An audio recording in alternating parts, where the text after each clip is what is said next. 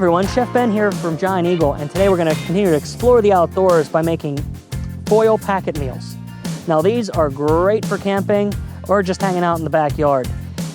The wonderful thing about them is they can be completely customizable and they're very easy to prepare. You start with about 14 inches of heavy-duty aluminum foil, and then to that you add your choice of starch, vegetables, seasonings, protein, and some sort of fat, either oil or butter.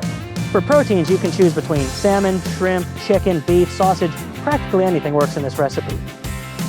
The other great thing is everybody can prepare their own. So if you have somebody who's maybe a picky eater, doesn't like something, they can leave it out, add this, add that, etc., etc. Today I've prepared 3 different varieties. A lemon butter salmon, a Old Bay shrimp, and a chicken fajita. For the lemon butter salmon, it's asparagus, yellow squash, tomatoes, a piece of salmon, some parsley, salt and pepper, a couple pats of butter, and a couple lemon slices. For the Old Bay shrimp, it's an ear of corn, baby red potatoes, onions, sausage, about a half pound of shrimp, Old Bay seasoning, parsley, butter, and lemon wedges. For the chicken fajita, it's thinly sliced bell peppers, onion, a little bit of jalapeno, chicken thighs, your favorite taco or fajita seasoning, oil, and a few lime wedges.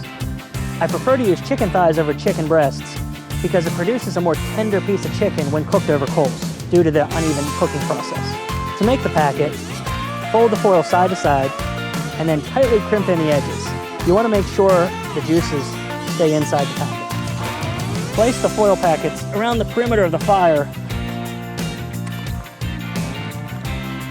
Cover the packets with extra coals.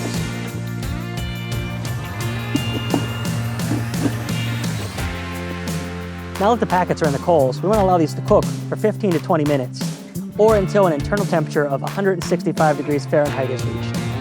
Once the foil packets are cooked, make sure you set them outside of the flame for about 5 to 10 minutes to let them cool down before you enjoy. Here I have the Old Bay shrimp. Let's see how it looks.